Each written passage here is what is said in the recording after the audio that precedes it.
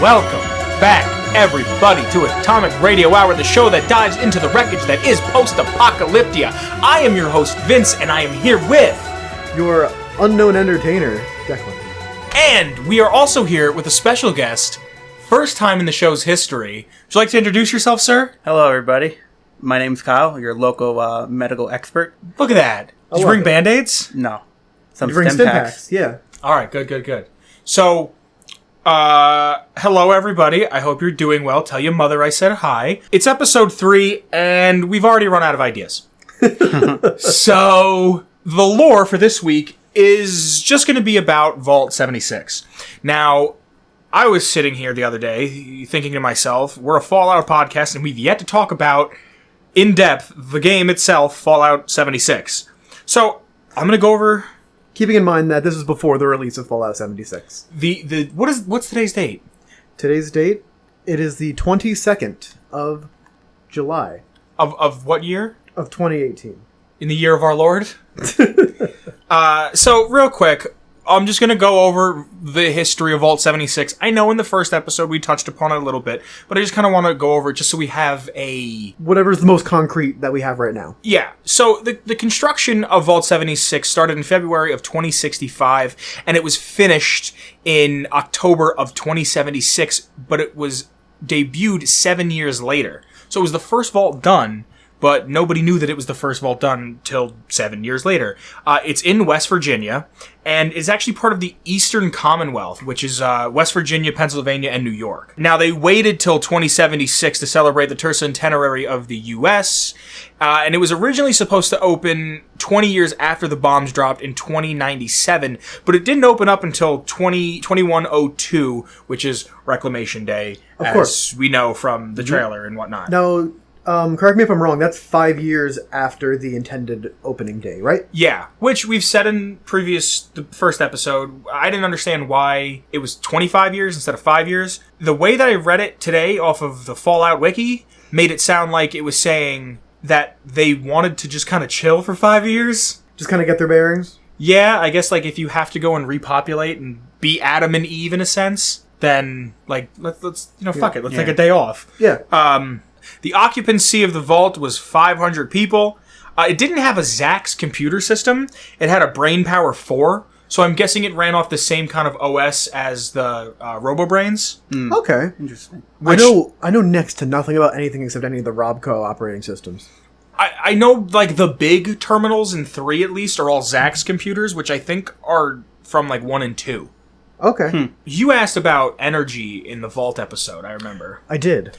They had a light-like geothermal power source and a backup of General Atomics nuclear power.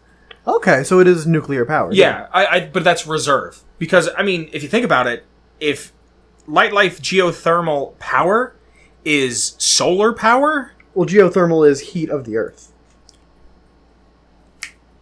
I went to public school. That makes a lot more sense than what I was thinking. Because I was going to say, if you're going to run a vault off solar power, if they have full-on nuclear winter, there's no sun. Yeah. You know what I mean? Yeah. Yeah, That'd be a cool I never really experiment. thought about that. That how the weather patterns would affect solar power generation. Yeah, I was thinking about that as I was writing these notes. But other than that, that is pretty much all we know about 76. We also know they have a color television. Yeah. Yeah, that's about it, though. Yeah. So, in honor of our first guest, I want to open the floor to Kyle first. What are you looking to see out of Fallout 76? Being able to play together with everybody. I think that's like the most cool thing ever, to be able to go into a Fallout game and have friends and explore. I've always wanted to do that. In fact, I tried out way like years ago. I tried to play a multiplayer mod for New Vegas with a friend, Mike. And it was the worst ever. Because Really? the engine was not built to support multiplayer. Like, there were no NPCs. It was just you and your friend. And, like, no quest work. You basically just walked around the world. So 76. Yeah, sure. How do you feel about that? Let's ask this question. How do you feel about no NPCs? I like how they're explaining it. Like, it's the apocalypse, the vault's just opening, no one else is out there. So it makes sense from a lore standpoint that works. But at a game standpoint, it kind of sucks. That there isn't any like robots. Well, there are going to be robots. I guess. Yeah, that's what I heard. But, I mean, like no like normal ghouls. that's got me a little fucked up. Yeah. Like maybe some raiders that traveled. Maybe. Well, from what I was watching, Papa Pete Hines had said that there's a small like Raider-esque group that they're ghouls and they're called the Scorched, Yeah. which I don't remember if we talked about in a previous episode, but it kind of reminded me of the Omega Man. Did you ever see the Omega Man? No, I haven't. I want to say it's from like the 60s or the 70s. It's a movie about a man who is one of the last human beings on the planet. I think we did touch on this. Yeah, well, the way they describe the Scorched kind of reminds me of like the bad guys from the Omega Man. Which, if you've ever seen the Will Smith I Am Legend, not like the book, because apparently the book is totally different. A lot of the inspiration for I Am Legend came from Omega Man. Okay, I liked I Am Legend. Yeah. Yeah. Apparently, did you ever hear that the ending is like totally fucky because of Will Smith? Really? Yeah, he was going around, like, when they were making the movie, telling people, yeah, this is how it's gonna end. And they were like, Will, you can't fucking tell people the ending of the movie before it comes out. And he's like, oh, shucks. So they redid the whole movie. Wow, I didn't Did you know ever that. play the new Not the whole movie, but... the New sorry. Vegas DLC?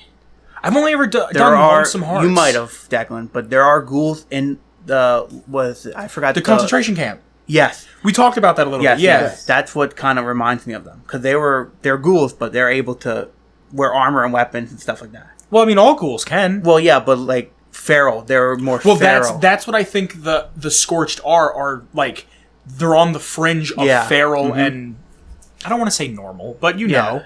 Feral and civilized, we should say. Yeah. Yeah. See, I like the not having a lot of NPCs. I think it's going to leave a lot more open for you to do your own thing with the people around you. And yes, it's not meant to be overpopulated. There's only going to be like a dozen or two people on a server at a time. What did they say? 24? 23 did like 30 something, I believe. I think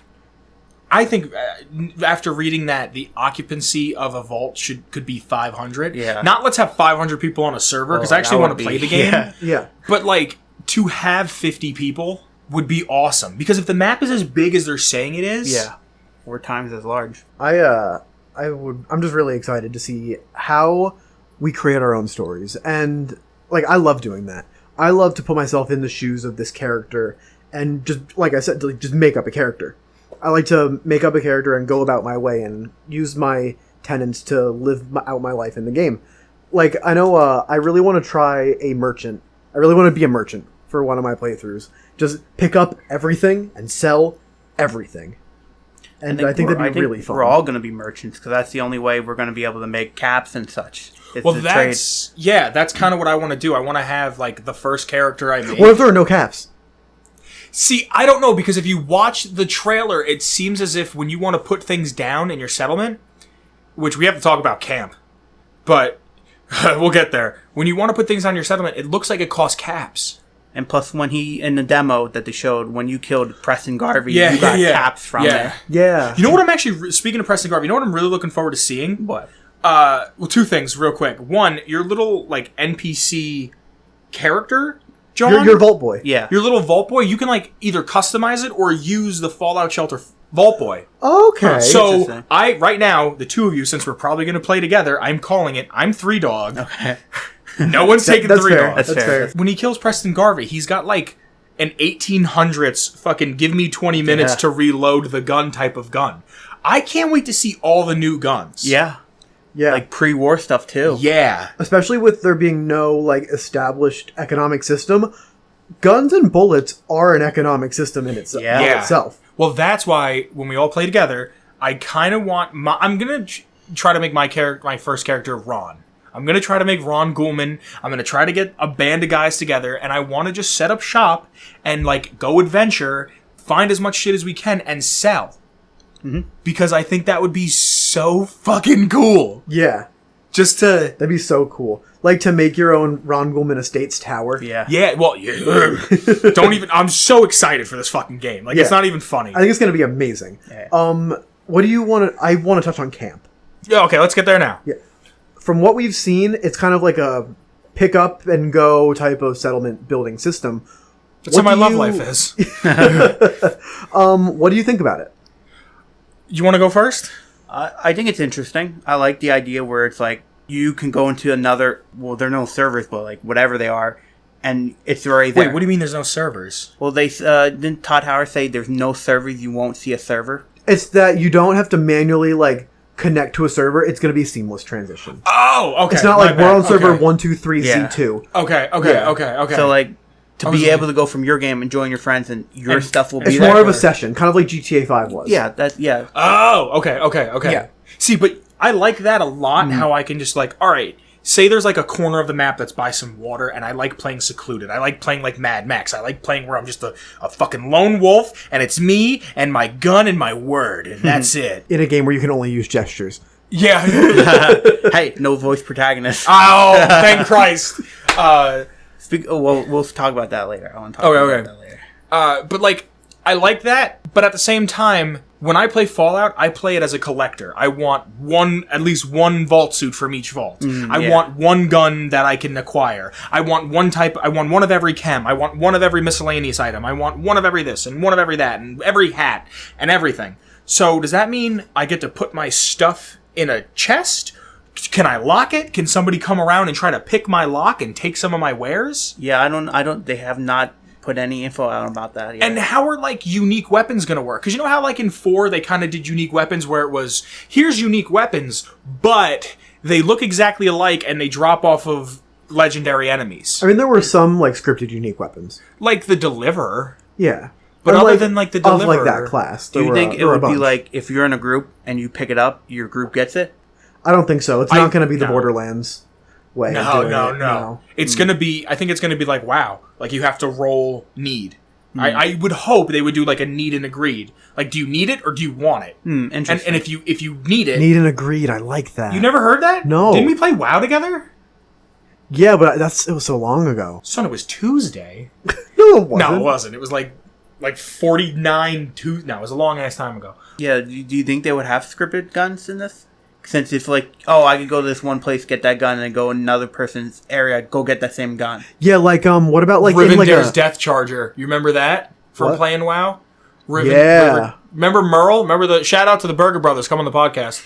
He kept running. One of them kept running Rivendare. I don't remember. Yeah. The one mount. He wanted the one mount. He kept running it over and over again. So like, here's the area that's like a level 30, and I'm level like 45. Can I just go back and keep going at it and going at it and going at it? But then at that point, does the weapon scale with me, or does the weapon only do so much damage? Yeah. See, I think it's going to be like all the other Fallout games where the weapons are going to do a flat amount of damage, and you can only augment them with your different like workbenches. But okay, going back to being a merchant.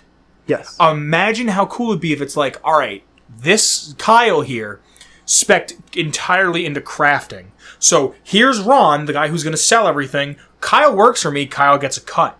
Yeah. Like But that all has to be done within through group ourselves. dynamic. Yeah. That's Plus not going to they're be like- within the I believe mechanics of there's the vending games. machines too. You can put stuff in. They were thinking about that. Because in the one trailer where they're going through like all the decor stuff, like something people saw vending machines for like Really? medicine and stuff like that. Ooh, Maybe, Really? Do you get to stock that yourself? Maybe you can make it and then stock it. Yo! And then people can come. Think about how cool it'd be. Say, like, let's just say, for the sake of space, a mile away from the vending machine is your house. So you go to your house and you get all your supplies, and you go to the vending machine, and it's like a mini caravan. So a bunch of dudes know you're gonna go there eventually. And you're so gonna they get jumped. Fucking jump them.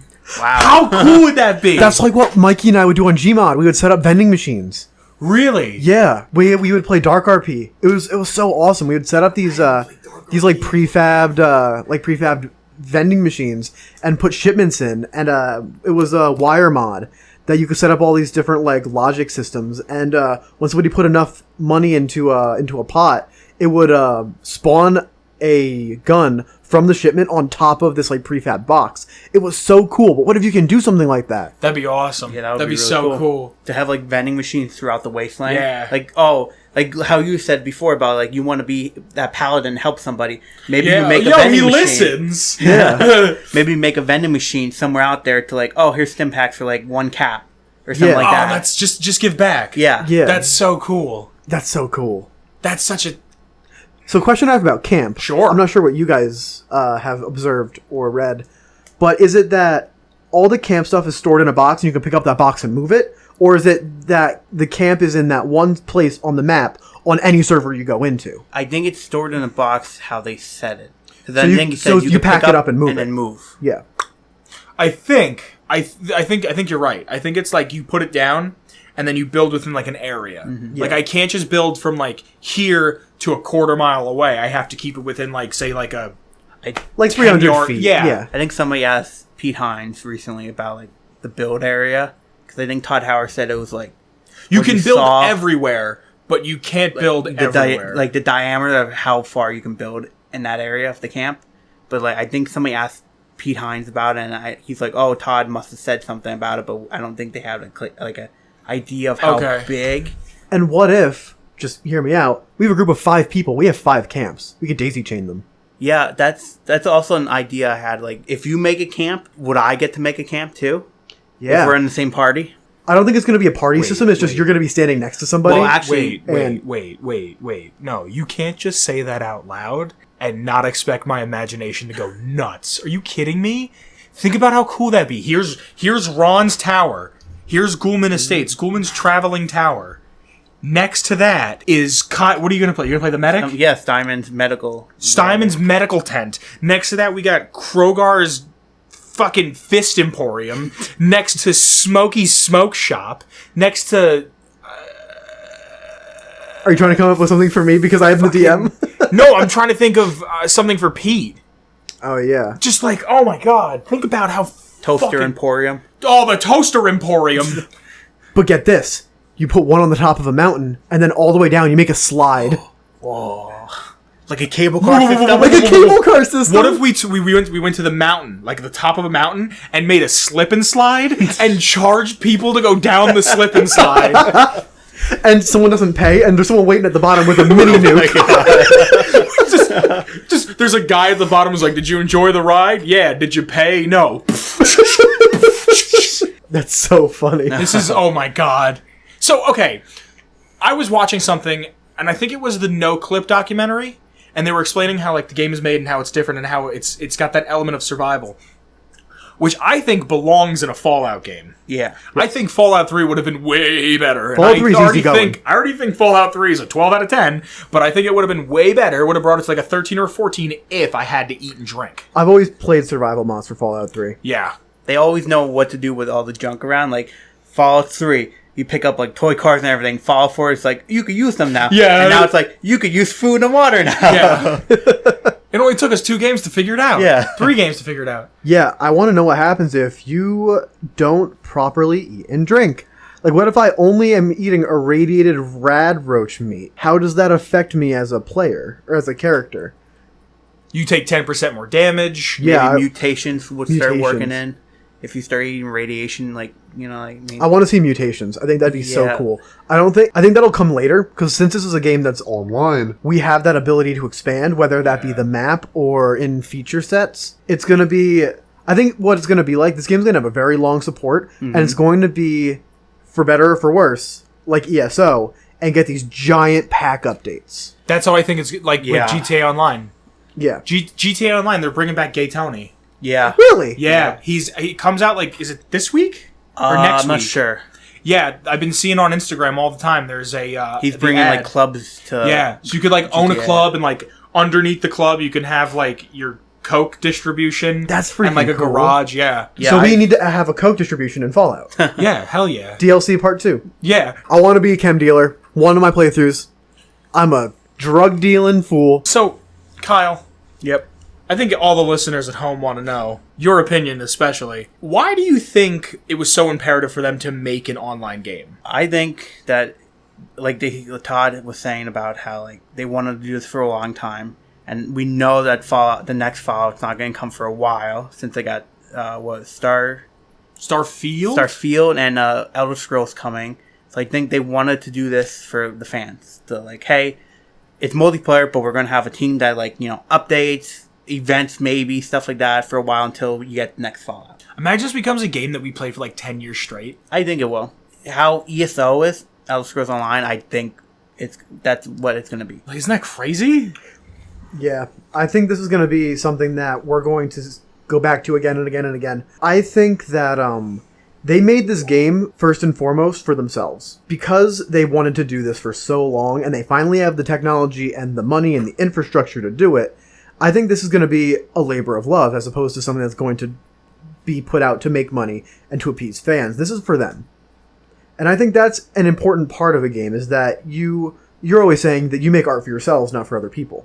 I think that's important. And I think we're going to have such a good support life cycle on this because of that. I could see that. I mean, I hope that's the case. I hope, like... You know what kind of scared me, though? When Fallout 4 came out, I noticed that they were, like, making merch of everything. Mm-hmm. Like, I would walk into GameStop, and it would be like... Like, if I would have walked into GameStop and there would have been Fallout merch, like, 5-6 years ago, I would have been hype. And then it became that there was just so much of it. Yeah. That it was like, who are you trying to appeal to at this point? Anyone that's going to buy.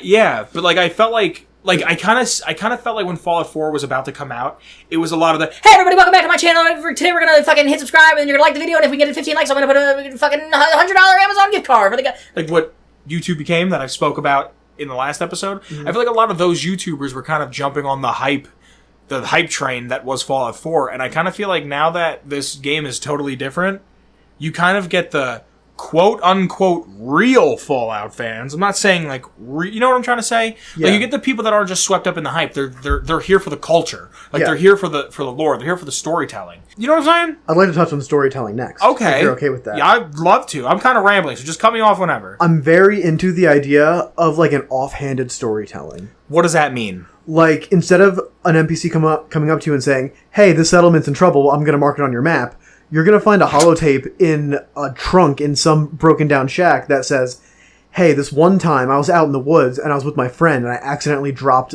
my pappy's old pistol.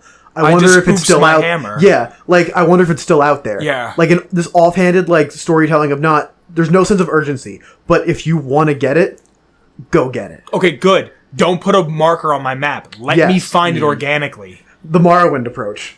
Oh, yeah. I don't want to hype you up, but what if you can make your own holotape and just leave it there? Holy leave it somewhere shit. out in the world, and maybe someone in another game or whatever finds it. That would be so rad. Kyle, you can't just say that. I know. Okay. Hear me out.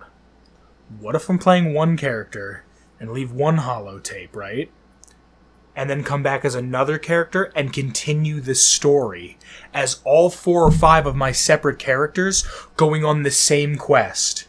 That's so freaking cool. That would be awesome. Like, and you could be like I could start as Ron and be like, all right, everybody, I'm leaving this holotape here to let you know that at latitude 39 and longitude 74, there's another clue. Like, I wouldn't be that up front, but like as a clue, and you go on this fucking scavenger hunt. And if we have a group of people, we can make our own little mini story for people. Yeah.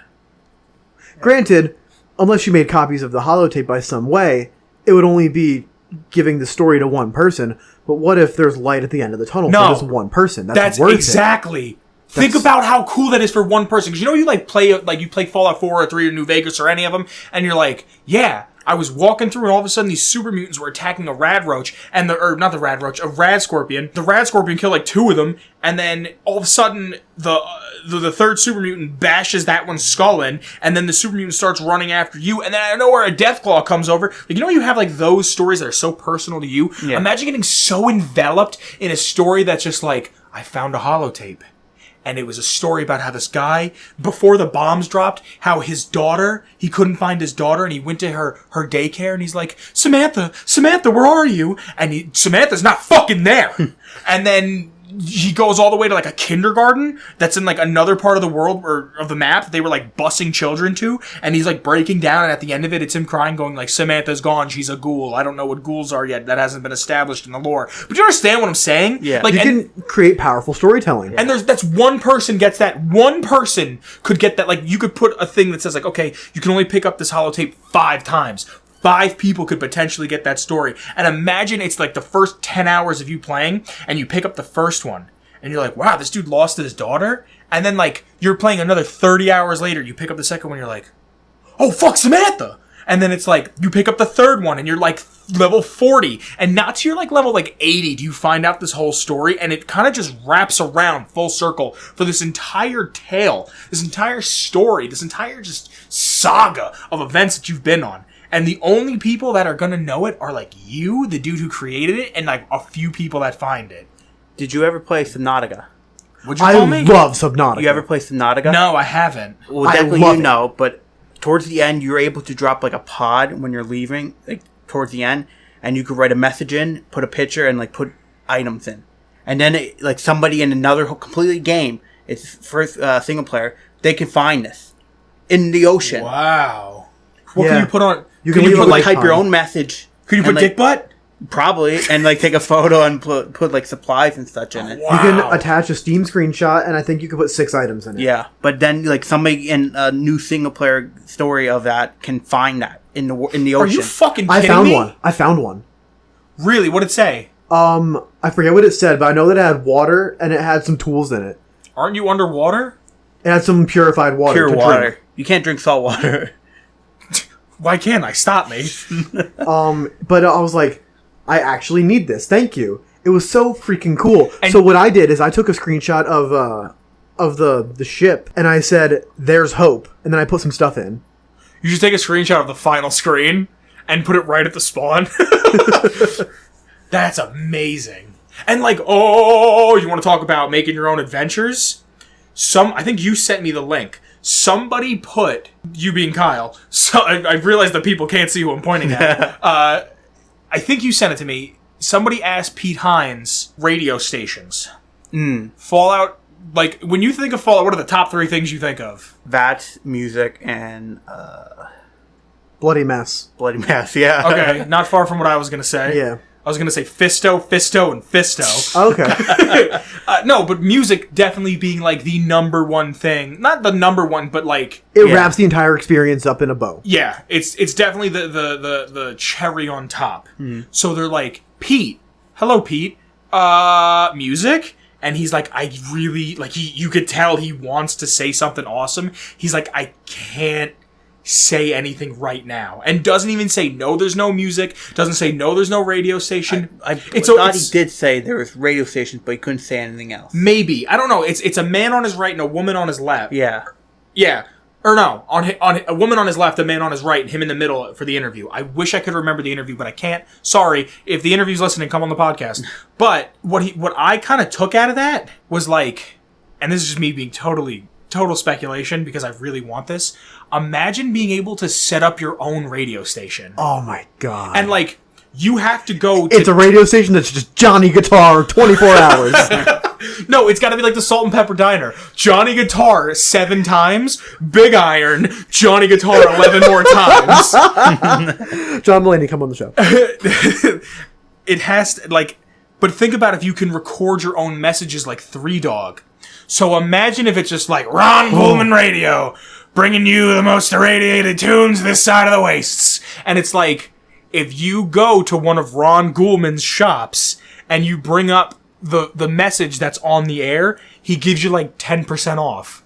That'd be so freaking I have cool. 2 theories about that. I think, 1, it could be a robot at a radio tower, and 2, you might be able to find a radio tower in the world and you And can occupy it. occupy it. Yeah. That's cool. What I would like to like set up a scenario. Say a new session or server or whatever has just been established, and people are only joining in fresh right out of the vault right now. What is out there and open and available and in progress? What do you mean in progress? I would like how has this dynamic world been working in a way that's like, say if I am joining this session and everyone else is just joining this session, is it whoever gets to the radio station first gets to do a radio station? Is it whoever gets to like the nuclear silos first gets the one of the codes? Like, we should talk about that next. yeah, that's a biggie. Yeah.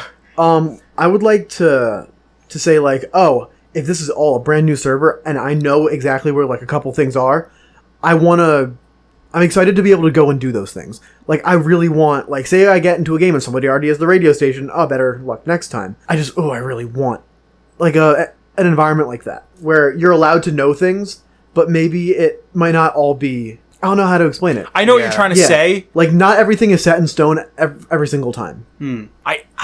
Could you imagine like a Three Dogs player going like, "Oh, player, Are you fucking Vince for Batman is killing some guys out there. Be careful out there, Vault Dwellers," or something like that. But it's actually a player on the radio telling everybody. You know what I mean? Like, "Oh, watch out for that death claw over in that area." Kyle, if you continue to blow my mind like this, you're not welcome back. Are you fucking kidding me? But could you Have you imagine been that? thinking about this and just never said anything? Yeah, I've been saving it for the podcast. Holy fuck, Kyle. That's an amazing idea. But that, I know they want to implement ways to, like, if people are griefing, that could be a way. Social shame. Just You can throw get stones in them. shamed Burn on the the witch. radio. Burn the witch. On the radio. That's what it becomes. Burn the witch on the radio. It's like today's media. We don't like them. Make fun of them. Yeah. Holy shit. That'd be awesome. Oh, there's a nuke coming in this area. Watch out, guys. And it's all on the radio. And you can bribe me to say, hey, nuke incoming here, go there. Yeah. And then everyone gets nuked and I can just, you know what I mean? Holy shit. Holy shit. Imagine that. What are you fucking kidding me, Kyle? Jesus Christ. That's insane. That's fucking insane. Oh, I want this so much. But speaking of nukes, how do we feel about them? I'm so into it. Yeah. Really? At first it was like, okay, they're adding nukes, and then it's like, you need a full code. That's like, awesome, good. There's not one person going on every time to go nuke the same place over and over. Right at the beginning, at the start of the game. This is like, you have to work towards it. You have to get every piece of the puzzle, then get to the high level area that the silo is located, and then beat that like dungeon or place or whatever, and then put in the code. It's not going to be easy. And I like that. I like that if it's people that are dedicated or have a very big group or that are just good at games, they are the ones that have control over this. And it's not something that's going to happen every day. But I want it to. I like the idea a lot. I think it's a great idea because it's something so different. But I can see it being taken advantage of by people like myself. Because you know what I'm going to do? I'm going to find one missile silo code, and if you want it, you have to pay me. That's how I'm playing this game. Money. Money. Give me money. Which I know goes against what I said last podcast about capitalism, how people are trying to escape from it. But at the same time... Give me money. Give me money. I want money. I want a Scrooge McDuckian vault of money. That's all I want. I want to have like a group of like 8 people that we just kind of all like get together and we all be raiders and we all go out and search for the codes and we just nuke a place together. I'm going to say this right meow, and I think we're all thinking it, but everyone's a little afraid to say it. I want to roleplay as the Tunnel Snakes. Tunnel Snakes rule. With just like a shitty accent. Be like, hey, baby girl, what are you doing? Ha-cha-cha, you gotta fucking show you my tunnel snake, Amada. Like, I want to just be an asshole. Like, I want to walk around and be like, ha-cha-cha, I got a fucking switchblade. Like, I'm not even good. Like, I can't kill anything. But I'm like, hey, tunnel snakes rule, give me a cap, stab, stab, oh, I'm dead. Like, I just want to, you know what I mean? Like, I think that'd be so much fun to play. That would be what so Pete fun. Hines says, he's like, it's literally D&D. Yeah. Yeah. That's Which how is they so want it. conducive to us. Yeah. Yeah. Because it hasn't been mentioned yet on the show, but I created an extension of 5th edition Dungeons & Dragons that's a Fallout module. So we have been playing Fallout D&D for like a year and a half now. More. Even more? I didn't come in till sort of like, I forgot when though, but I started I think playing. New York. Yeah, before that. Right before when New you York. got the Gek, the Tenpenny. with Garrett. Yes, that's exactly when I showed up. Yeah, so I guess it has been that long. We've been playing for like 2+. Yeah, and I mean, it's gone through tons of iterations. But, like... What? Are we on like version 3? We're on 3.5, the magic number. But that so works for us because we are in this sense of, like, role-playing within this world that we're going to get into 76. We're going to have a system, and we're going to know exactly how we want to game it. Or at least you guys are. I'm the DM. I don't know what the fuck I'm doing. I know. Well, that's why I want this game to be... I want the ability to be a ghoul. Yeah. If you gave me 76, if Todd Howard gave me 76 and goes, there's no guns, there's no this, there's no fucking dynamic volumetric lighting, and there's no fucking... But you could be a ghoul, and then every 30 minutes the server shuts down, and it's a picture of Pete Hines doing a Todd Howard doing a crab walk and he's farting saying you're a fucking idiot for buying this game, I'd be like, but I can be a ghoul, right? Like, that's all I want. Yeah. Like, I think because what I've always noticed about the Fallout games is racism doesn't exist. People realize there's more important things like surviving and eating and not dying. I mean, there's slight bits of racism, but it's more of like humans versus ghouls as opposed to that's what I the was gonna color get of your at. skin. Yes. It's not like, oh, that's a black man or a Chinese woman. It's, I'm a human being. That's a dirty shuffler. And I would never use that derogatory term to talk to one of my fellow ghoul brethren. But, do you understand what I'm saying? People don't hate race, they hate ghouls. So imagine, if you're really in it for the culture, and you want to sit there and be like, alright, this is, say, give me a last name. Johnson. This is the Johnson camp, right? This is just the camp that is this guy, and they're all humans, and they all kind of keep to themselves, and they hate ghouls. And here comes Ron Ghoulman. Hey, kids, I'm Ron. And then all of a sudden, they're like, no filthy shuffler in my settlement. It's like, come on, Roy Phillips. And Roy, what'd I say? Ron? Roy? Roy Phillips, come on, man. We were there, you were there, I was there, he was there, she was there, come on. Like, it would kind of be this, like with Rust. Remember Rust? I think it was Rust. People were randomly generated characters, so based on like your IP or something. So you could be a white male and spawn in as like a Mexican woman. Yeah. You know what I mean? mean? People had a big problem with that. Yeah, exactly. And I thought it was so cool and interesting. Yeah, because people were saying, well, that's not fair. I'm playing as a woman. I'm being treated like a woman. Like, yeah. Maybe it was supposed to make you think, huh? Yeah. So give somebody like... And I forget, there was someone who said, like, offhandedly, yes, you can have some sort of radiation modification. Yeah, like mutations would have a, I think they said, effect on, like, the way you look. So imagine being, like you specking into melee, and all of a sudden you get a radiation damage, and you're, like, a little buffer in green, like a super mutant. That would be cool. That'd be pretty cool. And then you could kind of, like... role play as like half a super mutant. So you're walking into settlements just like, I need food! Like, that'd be so much fun. That would be so fun. Yeah, I hope that would work. Do you think that like after a certain point there's like no way to cure the radiation? I would hope so. I Like, would you're love so that. far gone. I would hope so, but at the same time I would hope not. Because You don't want to like, oh, this character's burnt. Like, I'm done. Yeah, plus the yeah. mutations give you negative effects too. yeah, but if I'm a ghoul and now radiation does a minor healing to me over time, but whenever I get shot, it does 3% more damage or something, right? I think and I'm not saying that's the actual numbers, but I think that would be like a fair trade-off. Would be like, okay, you get 3% healing factor from radiation over time if you were in a radiated area, but you take 3% more damage. Something like that, right? Something, a trade-off. Or like Wasteland, what was that perk in New Vegas? The weird Wasteland perk.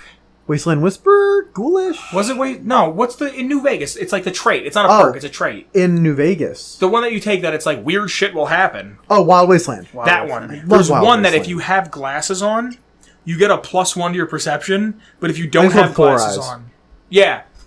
So like something like that.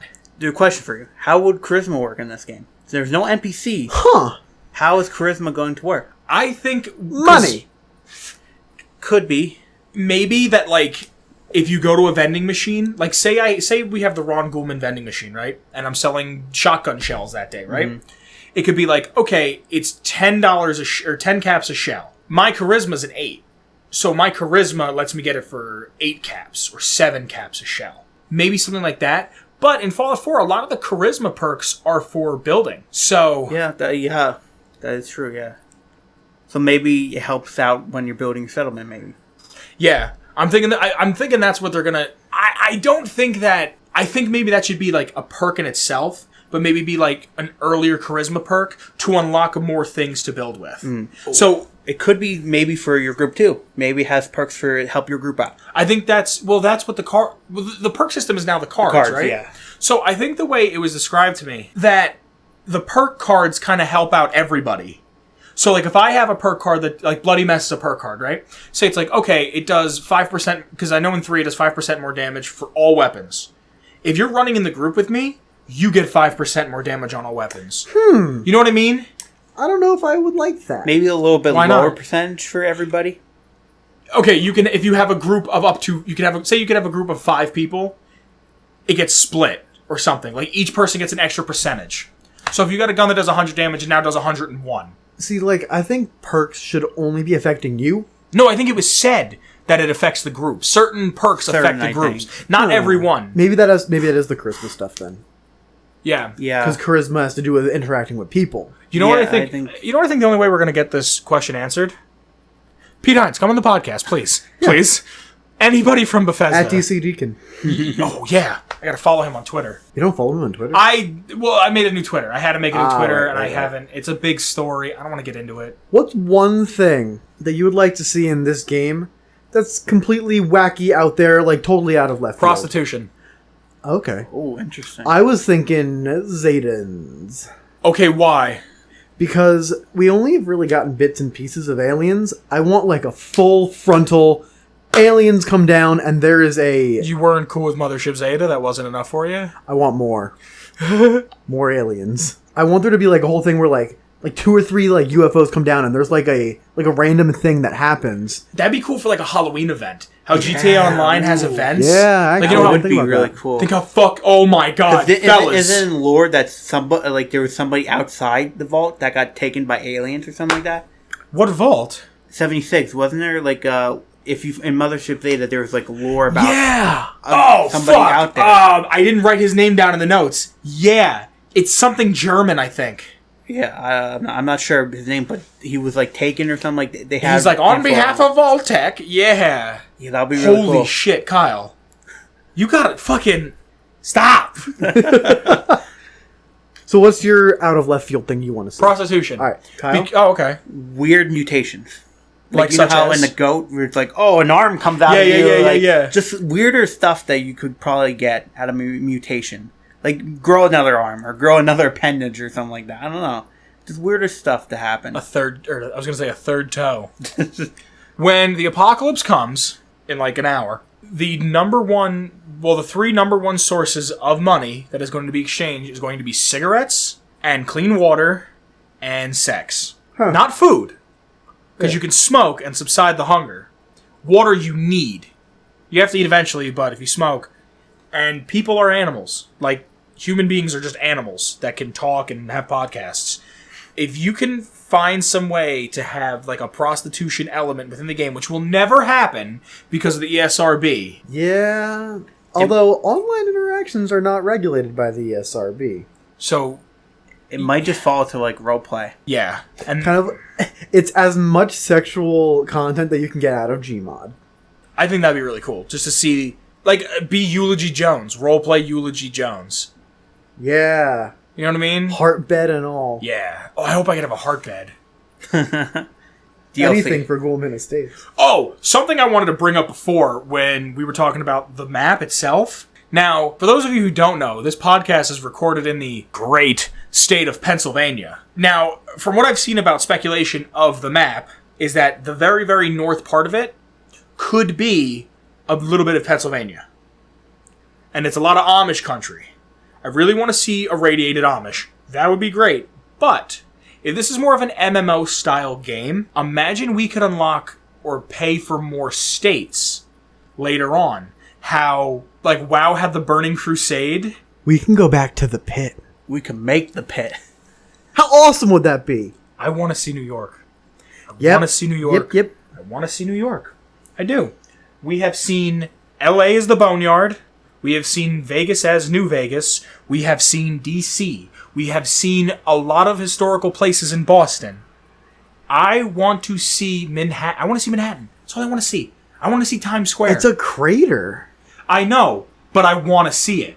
Yeah, that's fair. Like, imagine if it's nothing but the people who survived live in the subway tunnels. Oh my gosh, Ooh, the that would voice be acting. The accent. If you thought, but think how cool that would be. You go everywhere and it's like every borough's got that little A little bit of colloquialism. Yeah. thing different to it that you can go to each borough and hear different people. And imagine they still hate Jersey. Think how great that would be. Jersey's fine. Jersey looks like it does today, which is fucking terrible.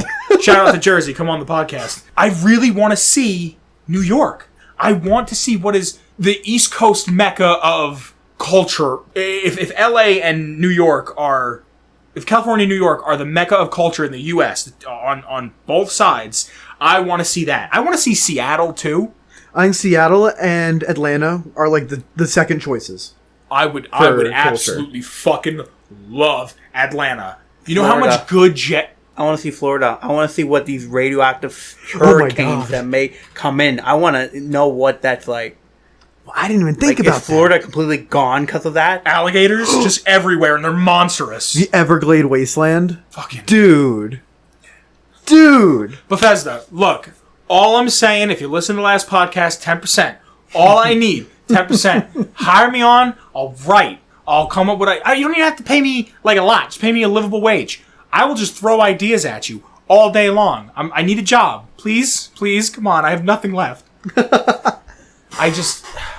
This game. You know what I think I'm most excited about this game?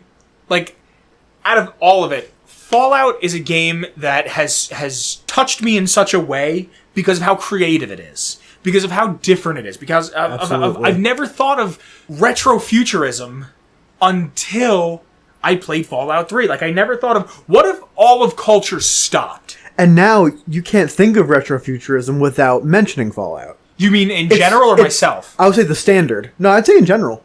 I'd say it's almost a standard of retrofuturism. Like Cyberpunk 2077. Yes. The first thing I thought was, that's not the fucking bombs. Come on, don't fuck with me. I know what this year means. You couldn't do 2078. But like, it made me think about storytelling differently. It made me think about like the way they set things up differently. It made me think about so many things that I already had my own conventions of thinking of in such a different light. And that's the beauty of Bethesda in general. I think they're great at kind of invoking that feeling of like, let's rewrite the roadmap a little bit. Yeah. Yeah. But like, I think that creativity in like a very, I don't want to say restricted as a bad thing, but in a restricted, in a focused way is kind of like, hey Kyle, you drive for a little bit. Here are the keys, champ. You know what I mean? Like they're kind of, it's kind of like the Sonic Mania argument. Sega hasn't made a good Sonic game in forever. Alright, fuck you, then you make it. Like, and then they gave Sonic Mania to people who made mods for Sonic, and they made like one of the best Sonic games, like, critically rated ever. I haven't played it, so I can't say it. But from the reviews I've seen and read, Sonic Mania has been like the best Sonic game, if not like the best Sonic game ever, one of the top like 5.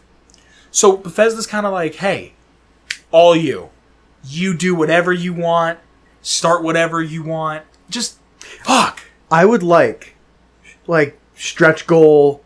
I want there to be an online service where like I can upload things and like you could have like logos on like armor. Like you could do it with the cars on GTA. Mm-hmm. I want to see that. That'd be really cool. That would be nice. Yeah. You can do clan logos on your cars. I want that just solely to have a Tunnel Snakes jacket. Yep. That's. I feel like that I might think it's going to be built in. Yeah, I think it might be DLC later on or something like that. You know what, though? I was thinking, and I wanted to make sure I brought this up. I have a feeling a lot of the things that are going to be in this game after its initial launch will not be canon.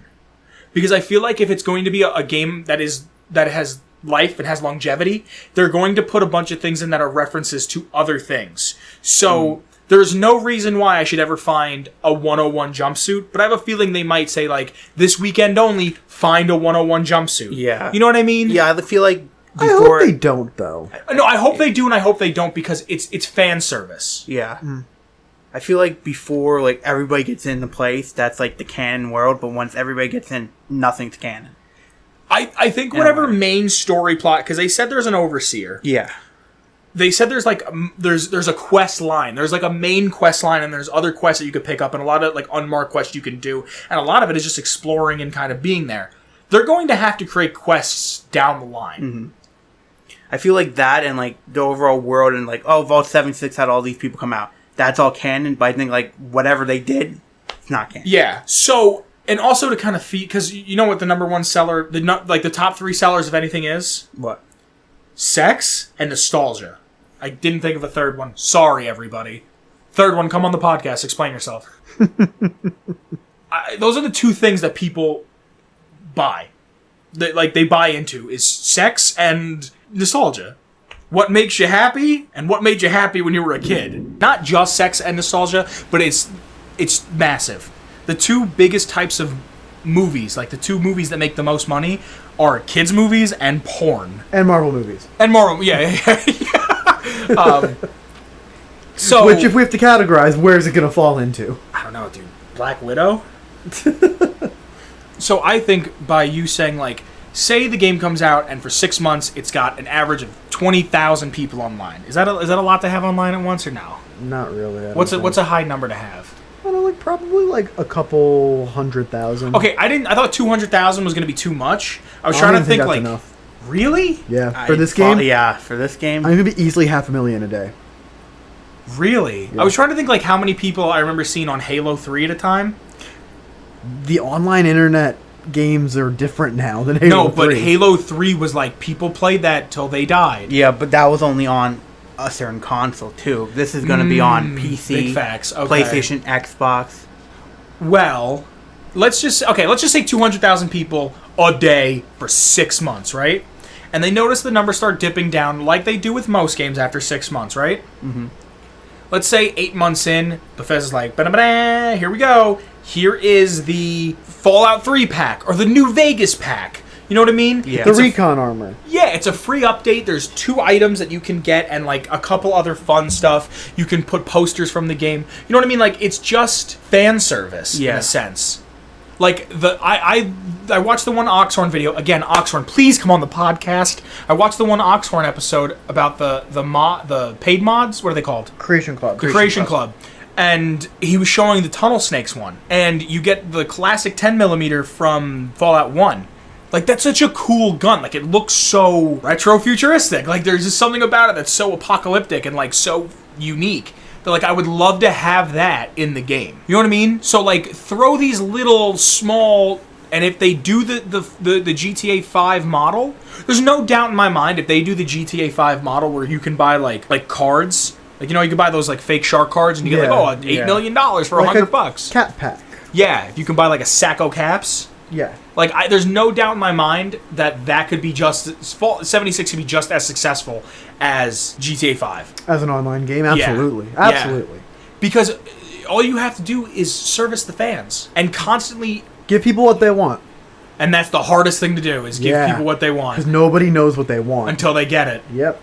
Because the Tricentennial edition of the game, that comes with a bunch of like cosmetic stuff. Yep. Does it also come with weapon stuff or weapon skins? I think it comes with that classic 20 minutes to load pistol. Okay, so then they could possibly do weapon DLC as well.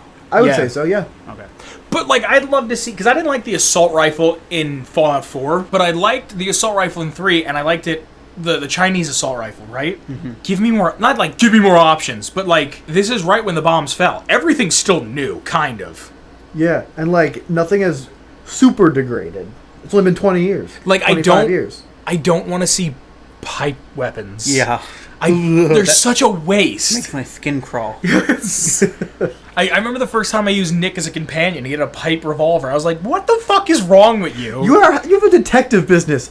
Shell out some money for a good gun. Yeah, get a fucking 44. Get like a real gun. Fucking toaster. Just, I don't know. I like the ingenuity of it. I like the idea of, hey, 200 years has passed. We can together and make a gun. That's a neat idea. Very interesting. They suck. Yeah. Yeah. Like, I hated carrying, not that ammo had weight, but I hated carrying 8,000 rounds of ammo I'm not going to use, to the point where I would go to Clio and I would go to Otoro in Diamond City, so, yeah. and I'd be like, oh, hello, I'll take one of everything. Here's ammo. Like, I had so many caps because of it. Did you guys ever store caps? Store caps? Like, in a bank? Yeah. Well, in your house. No, I just carry Early as many on, caps I as think in possible. Fallout 3 I kind of did. I did. But now I don't did anymore. heavy. I didn't want to spend. This is like such a weird thing. Like, this is how engrossed I would become in the game, that I would just sink hours into it. I would go to my house, go to my locker, and be like, I'll keep everything but like 2,000 caps and head back out. I think I did that in Fallout 3 in Megaton. Yeah. In my house, yeah, I think I did that. I want to see be able to claim houses and buildings, because not everything's super destroyed. It's only been 25 years. Because there was something so charming about the Megaton house that is unlike any other player house in any of the other games. Tenpenny feels like It's dirty, kind of man. hollow. Yeah. Yeah, Yeah. it's dirty. Yeah. And it's dirty in the opposite way. It's clean, but it's socially Well, that's dirty. probably just like what they were going for. Yeah. Like, here's your modest, humble little piece of shit, but it's not really a piece of shit in Megaton. Yeah. And here's your nice, posh, pristine house. But it's a piece of shit. But but you're a piece of shit. Yeah. Like, But like, I want to see places like that. There's around that feel like the Megaton house. you know what? Speaking of that, you know what I'm really excited to see?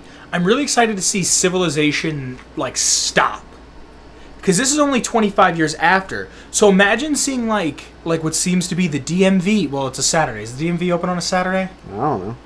Like, imagine going to like a DMV or like a Kroger or like a Walmart, and it's just a bunch of people dead. Like, you can see life because it's so fresh. You can just see things, and this is why smell-o-vision needs to be a thing. Oh, because no. imagine, I would play the shit out of that game. You couldn't get me out. It'd be like Ready Player One. I'd be in the Oasis and just be like, all right, hit me with it. Just. But you know what? We've been recording for a while. I think we should hit them with our new segment. We've only got one other segment of it. That we do. Of the Wasteland Survival Guide. Sure. So I think Kyle, being our guest, are you familiar with this segment? We only had it one other time Yeah, out of our I'm familiar. 3 podcasts. So we just kind of like to throw ideas off of each other and say, what's the best thing for someone new to the Wasteland? Or in any Wasteland scenario, what do you think is a great tip? I would say, Sponsored by Creative Side Support. as a player of it, lockpicking and science are always my 2 skills I get up first. Why is that? Because you always find a computer or you always find a door that you can never pick if you don't have enough. And there's always some good stuff in there. Or hacking. You always get some robots to help you out in the subways. So yeah, that's 2 things I say you should go for at the beginning. Definitely. I agree. When you build a character, how do you normally spec them? Well, for the first time playing as a melee, like just killing everybody character for the first time, I miss just having science, medicine, and lockpicking. So you didn't put anything into them? Nope, not like guns. I didn't really bother with. I usually just used, hacked everything, lockpicked everything, and it's just like it was more easier for me to go through. Yeah. So that's usually how I built. Declan? I always pick up any kind of food, even though I know I'm not going to eat it. Why? Because I know that when I'm in the heat of battle, I'm only going to be using stim packs, but some vendors will pay for the food. Mm-hmm. Like, that 200-year-old Salisbury steak is worth caps in someone's wallet. Mirelurk meat. I was playing Yes. Fallout 3 and I was like killing Mirelurks and not taking the meat. I'm like, what the fuck is wrong with me? This is money. Yeah, and in Fallout 4, the Queen Mirelurk meat, oh my god. How much? So much. Really? I don't remember what it is, but easily 4 times as much. Really? Yeah. Wow. I would have to say, for any person playing, be it Fallout or any sort of post-apocalyptic game for the first time, that kind of gives you that much freedom, play an evil character. Yeah. Just one time. And you, Kyle, kind of inspired me with this one, because the first time I ever, and I've said it on the podcast before, first time I ever played Fallout 3, I just went around and killed everybody. Yeah. So it kind of gave me that sense of freedom. And you said you're playing an evil character for the first time first ever. time. So kind of having that freedom of going, this is a nice town you got here. Everyone's dead. Yeah. It's just kind of like, it's a freeing experience. Yeah, 'cause it's to see like, oh, they created this. Oh, here's a side quest. And it's like, nope, Yep, doesn't exist. doesn't exist anymore. Megaton gone. Yeah. Well, did you blew it up? I killed everybody, then Blew it up. You killed Moira? Yeah, everybody. Wow. See, I I would even have. glitched up to get Stockholm. Haha, and that's killed them, awesome. yeah. I feel like the true evil, in that sense, would be to only leave Moira alive and then nuke it and then go back. Why? Because then you can kill her as a ghoul. I feel like that would have been the true pinnacle of evil in that Yeah. situation. And then I killed everybody at Tempe Tower after I did their quest. I just fucking... Okay, you want to hear how mad I was? I was so fucking tight. I've never done this. I went to Tenpenny, and Roy's like, let me in, I have caps. So I went and found him, and I was like, hey, you want to go in? He's like, yes. I go there, tell everybody, fuck you, the ghouls are coming in. Let the ghouls in, leave, hear Three Dog going, hey, the ghouls are inside Tenpenny Tower. I'm like, alright, cool. He goes, and everyone's gone. I went, the fuck you say? Went to Tenpenny, all of the people were gone. Everyone was gone. Tenpenny, gone. Fucking Burke, gone. The people that Herbert Daring Dashwood, gone. I didn't want them to die. I wanted them to coexist. Because I wanted to do the Tenpenny quest, or you got to shoot him in the head where you take Tenpenny's key. Now I don't know if I'm ever going to be able to get the 51B. I think you can. But to end off Wasteland Survival Guide, I've got one for the real world. Sorry. Drink a bottle of water today. Yeah? Yeah. Anything else? How many ounces of water are you supposed to drink a day? A lot. Well, don't just drink one bottle of water. I think you're supposed to have 8 cups if you're in the U.S. That's How much is in a bottle? 100 milliliters. I don't know the matrix system, Hand me that Declan. bottle of water. Oh, I didn't know it was here. If you're a red-blooded, non-communist, land-owning American, it's 16.9 fluid ounces a bottle. See, that's bullshit. It's just 100 milliliters. That makes so That's much more sense. 500 milliliters. Is it 500? You think it's better and you don't even know the system. It is better. It's an easy number. You don't think 16.9 is easier than 500? No. Filthy communist. Liberty Prime would be disappointed. Drink like 3 of those a day. I mean, don't do it all at once. Breakfast, lunch, and dinner. So what do you want to talk about next? So, I think we should kind of start bringing it to a wrap. I'm into it. Kyle, any closing statements on 76? I know it's kind of a broad question, but... I think I'm excited for it. There's only one flaw that I have. Is that you can see everybody on the map. Can you? Yes. He made it clear that everybody shows up on the map. That's which fucking... is really like... That just brings me GTA. Somebody coming in with a freaking jet and shooting everybody. But what if you what if you kind of spec into stealth? If you crouch, you disappear. Oh, okay. That's kind of how Halo was. If you were moving, Yeah. you were on the map. But that just like that it takes from like you want to build, you want to find people, meet people, you want to see people and stuff like that. But then it's like they're all on the map instead of just running into people. Yeah, but they all. How much more? The game comes out in November. How much more time can they edit this game? They have the beta They whenever don't that's have coming very out, and I long. believe they said after the beta they're still gonna play it at the office and change. We didn't stuff. even talk about the beta. Beta, yeah.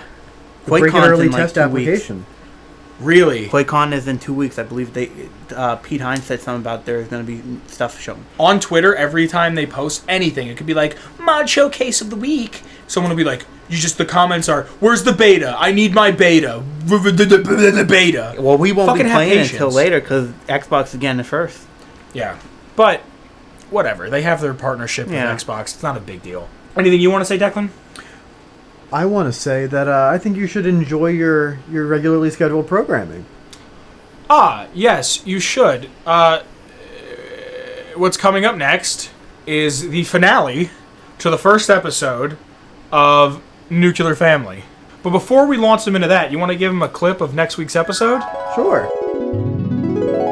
I don't fucking know, Declan. I'm doing my best. What the fuck are you doing? What are you doing? What the fuck are you doing? Now Kyle's hurt. I don't give a fuck about Kyle. I'll eat your ass.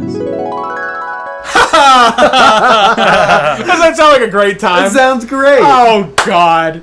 So, Kyle, you want to plug yourself? Yeah, I'm on Twitter at the Ood Sigma. If you're a fan of Doctor Who, you would know what that is. But yep, it's me. Yeah, that's Cool. it. Yep, that's it. Declan? I'm at Declan_Bean. And I am kind of in between Twitters right now.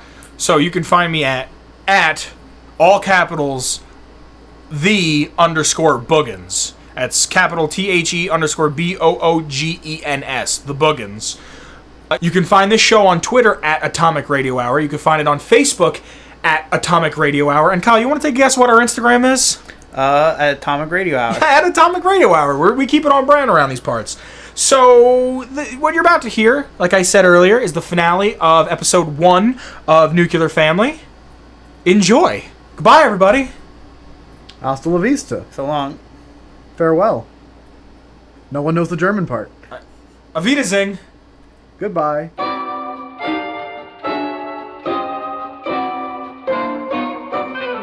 Atomic Radio Hour presents, once again, America's #1 family sitcom, Nuclear Family. Last time we met, Richard and Karen met their new neighbors, who Richard wasn't too keen on, and then he later found out that Vug, the ghoul neighbor, was his new manager at work, giving him a whole new perspective on ghouls in society.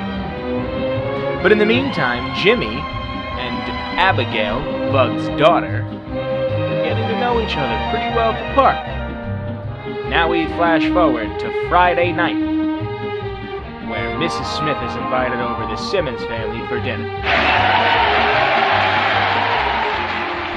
Oh, hello, Richard. You're home early. Yes, dear, we met our quota for the week, so we got to go home an hour early.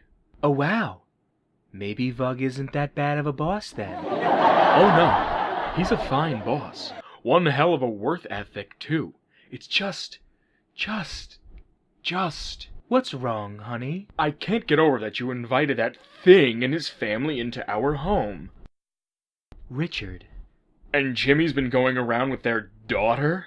And the way he carries himself now, and the way he talks about her, he's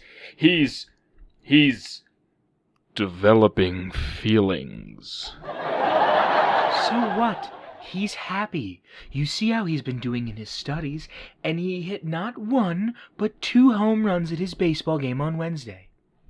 I know. Everything is looking up except for the neighbors. Why can't you just be happy for what we have? Do you remember how dangerous things were in Alamo? Do you remember how the cathedral remnants wanted to take James and turn him into a super mutant because he was a fresh one? Do you remember how we couldn't get clean water, and if we did, it was 150 caps a bottle? So what if we have some ghoulish neighbors? We're safe. But what if she wants to sleep over? That means we'd have to feed her, and I don't know what those things eat. Oh shit, be cool, Jimmy's coming home. Well, howdy, Ma. Howdy, Pop. What's for dinner, Ma? Well, James, tonight's a very special night, so I'm making Brahmin burgers and your favorite Blamco brand mac and cheese. Well, hot dog. And tonight's the night the Simmons are coming over for dinner, right? Yes, sweetheart. Oh, boy. Can I sit next to Abby at the dinner table? Now, son, don't you think you've been spending enough time with her? Richard, hush. Not at all, Pop. I'm real keen on her. She's a good kid. About as good as a shuffler can get. I'm gonna wash up and read my new issue of The Unstoppables before dinner. Okay, dear. We'll be eating at 6:30. Oh, I bet that's the Simmons. Oh shit, let me throw a shirt on. Hello, Vug. Hello, Abigail. I've heard so much about you. But I don't think we've met yet. Howdy, Miss Smith. Hello, ma'am. Hello, Mrs. Smith. I'm Rosemary Simmons. Well, it's a pleasure to meet you. Please come in. Have a seat. Dinner's almost finished.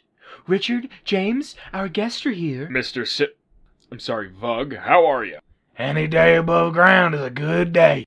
Yes, please introduce me to your family. Well, this is my baby girl, Abigail, and that's my old lady, Rosemary. Hello, sir. Pleasure to meet you, sir. Vug told me you're one of his best guys at the Trade Commission. Ah, well, I don't like to toot my own horn, but sure am proud of my own work. Hey, Abby, come sit with me at the dinner table. Okay, Jimmy. Want a race? Sure thing. Last one there's a stinky old mole rat. It's nice to see the kids getting along, eh? Yeah, I guess. She's had many friends in all the times we moves around. But most of them just ask her questions about being a ghoul and then pick on her. Really means a lot to us little Jimmy's taking such a shine to her. Yeah, well, that's how we raised him, to always be polite. Well, you're doing one hell of a job, Mr. Smith. Please come, sit. Dinner is ready to be served. Well, Miss Smith, this looks fabulous. Abby, Rosemary, Smith family, would you like to join us? Wait, what's going on? Why are they holding hands? Hey, Pop, what are they doing? Just give them a minute, James. Thank you for this beautiful meal that the Smiths were so gracious to give us, and for my new job that allowed me to move to this great neighborhood here. And thank you for Jimmy, who's become such a great friend to our little Abigail. Abby, Rosemary, would you like to say anything else? Thank you for the new Grognak comic that Big Mike gave me, and for the Arkansas National Park, where we throw rocks at rad stacks. Thank you for the safety of our new home and Ollie's famous iced tea. Amen. Alright, let's dig on in. No. I've had enough. What the hell was that? Richard! No, Karen. They come into my house and want to do their little ghoul chant. They want to come in my house and do that, you gotta act normal. Vug, Rosemary, Abby, don't listen to him. He's just overstressed from work. No, Karen, don't try to make excuses for me. I do not approve of them or their ghoulish ways. Richard, they are our guests and you will treat them with respect. No, Mrs. Smith. I can tell when I'm not wanted. It's a shame, too. Thought maybe this time it'd be different. No, Mr. Simmons, don't take it the wrong way. Please. Thank sit you, here Miss with Smith. us. But I think it's best if we took our leave. Oh, okay. Bye, Abby. Bye, Jimmy. Richard, look what you did. Those kids are going to be heartbroken. Karen, what do you want me to do? How do we know they weren't going to eat our faces after they were done that little chant? Because they had a full meal in front of them. Karen, I'm tired of you never sticking up for me. I'll stick up for you when you're in the right. You made those people feel less than human. They are less than... Don't finish that sentence, Richard. I swear to God, if you finish that sentence, we're getting a divorce. I'm trying to protect you and Jimmy. Richard, don't give me that bullshit. Go out there and apologize. Karen. Outside, now! Vug, wait. I'll see you at work on Monday, Mr. Smith. Vug, please wait. I don't have anything to say to you, and it seems like you already have said enough. No, Vug, I was wrong. I'm a big dumb idiot. Look, when I was a boy, my family and I lived about 2 hours away from what is now New Canaan. We had this little settlement called Buckwald. And one night, as we were all sleeping, a horde of ferals attacked the town, killing almost everyone. The only people to make it out were my brother, my mother, and 4 others. I know it's not right, but it's just the way I was raised. Mr. Smith. Please, call me Rich. Rich, you know we're not ferals, right? Yes. Look, I understand why you feel the way you feel. I don't agree with it. I don't condone it. Honestly, I think it's kind of asinine, and frankly, really small-minded. Very small-minded. Look, Lil Abby hasn't had a friend in over 200 years. And Jimmy's been the first real pal of hers, and that's only been the few days of them hanging around. I'm willing to look over all of this, just for her sake. Vug, I'm extremely sorry. Can we shake on it?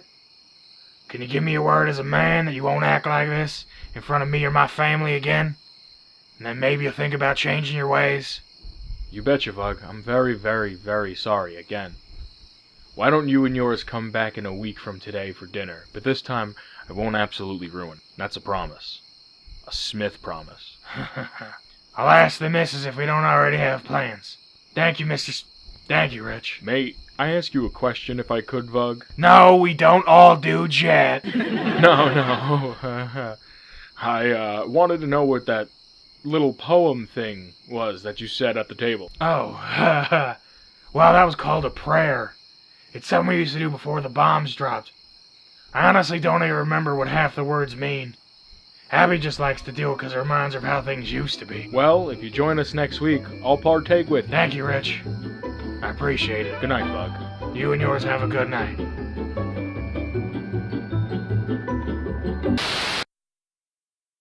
Atomic Radio Hour Podcast. So that was great. Let's give our shout-outs. Oh, yes, let's. Because we have licenses. Yeah. So our shout-out goes to Shane Ivers for our intro track, Feather Duster. You can find it at silvermansounds.com/freemusic/featherduster. You can also find links to our social media below.